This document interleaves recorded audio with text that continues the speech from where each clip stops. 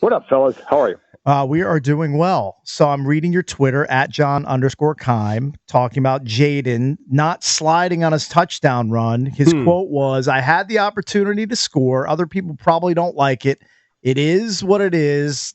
Do you have a big problem with him not sliding at the end of that run? I just feel like he's obviously a special runner. The coaching staff trusts him once he breaks the pocket. Any issues with him not sliding there? I have an issue with how much times this topic comes up. You know what I mean? Like, every time he runs, it's cakes. like, you should have. I don't have a problem with him not sliding. I'm cool with the way he runs. Yeah. No, I think in that case, here's the other thing too.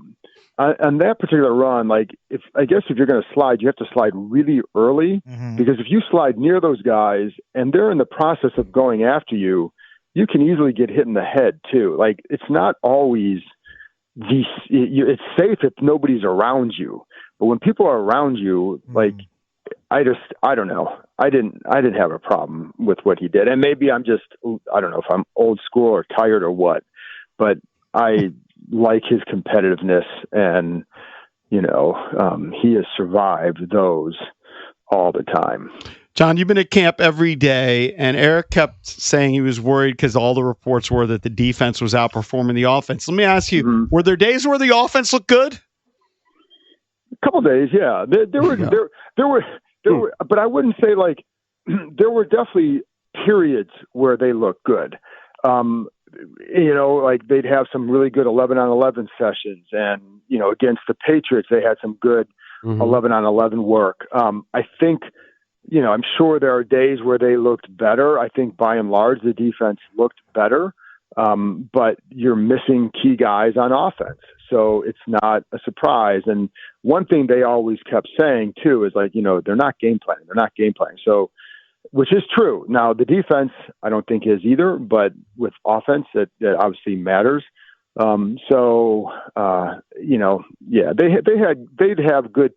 definitely had good periods.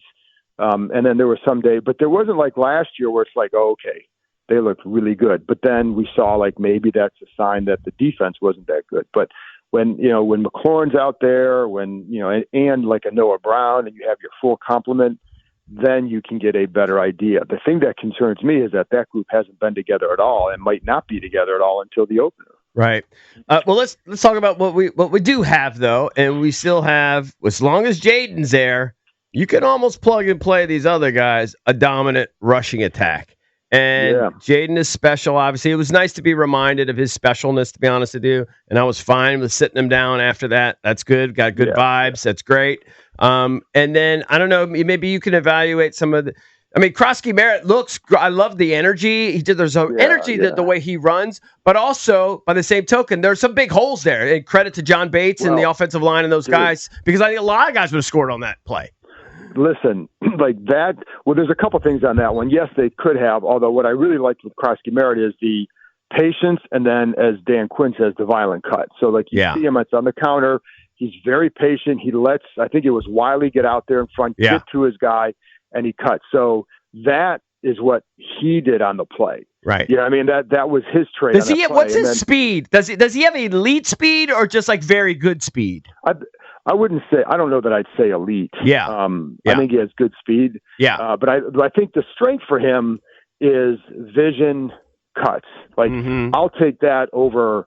I've seen some fast running backs here who can't do that, so you don't see their speed because they don't get to that level. Right. But anyways, to me, what was really good all night was that blocking. And John Bates, it was tremendous. And I think it was just served as a reminder for why that guy is so good and so valuable, and why in the offseason he was a priority signing, because you just don't find a lot of tight ends who can do what he does. And I think there was that, but it wasn't just him.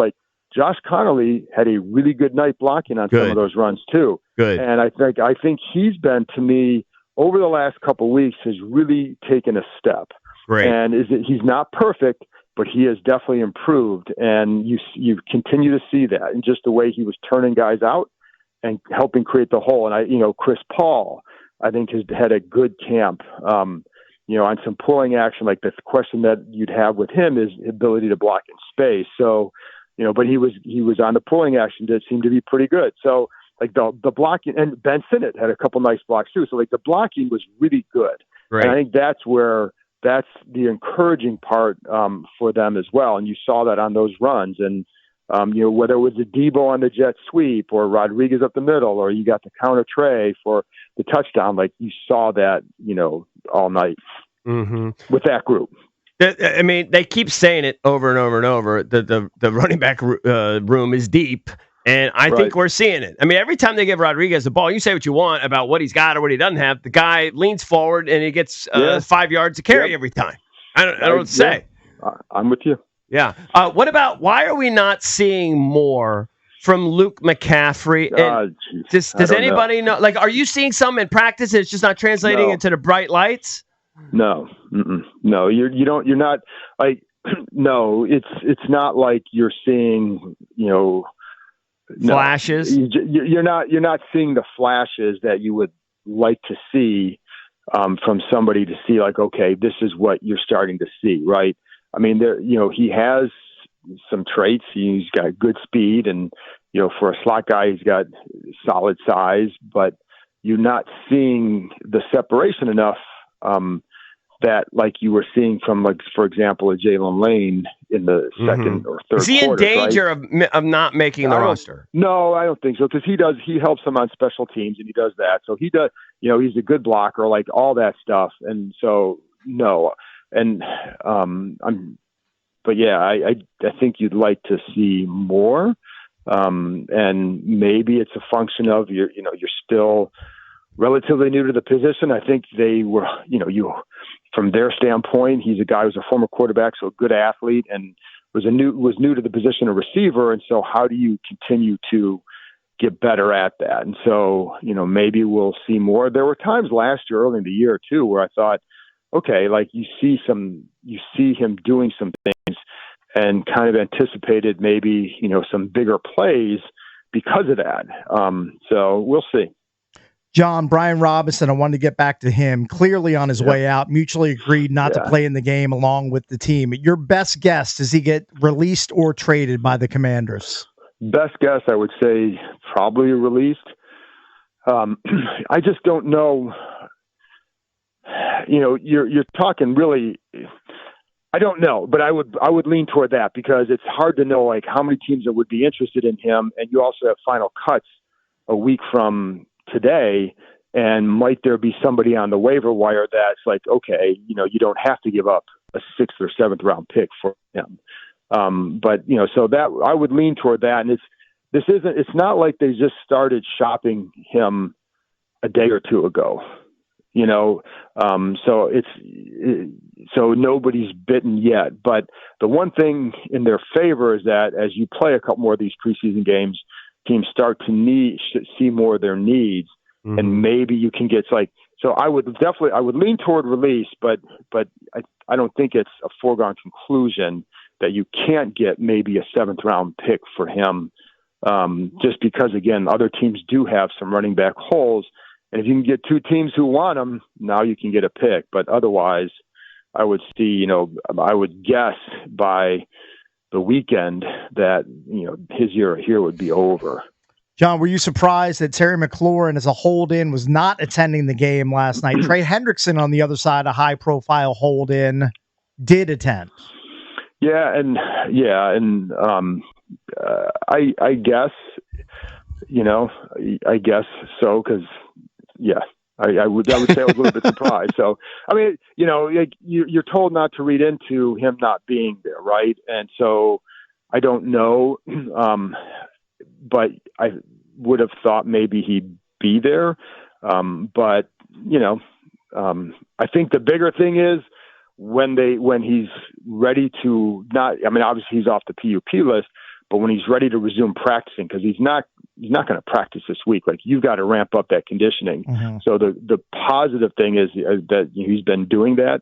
But when he's ready for that, when they tell him, okay, we need you back on the practice field, that's the thing that matters, obviously. But yeah, I was a little bit surprised. Talking to John Keim, Commanders reporter for ESPN.com, who joins us on the Rude Guest Hotline. Rude's the most reliable heating and air conditioning products in the DMV. All right, so A lot of people gain confidence from watching the first team offense. Defensively, there's not a great sense on whether they're going to be better, other than we hear these reports about the secondary. I'm wondering, pass rush wise, you talked about what you see in practice. What do you see from Von Miller? Is he actually going to make an impact? Do you see explosiveness? What do you see when he's on the field? I know he still gets a lot of veteran days. Yeah. You still see a guy who can help for sure. Like that, I don't sit there and, you don't watch him and think, oh, this guy's just done. That's not at all.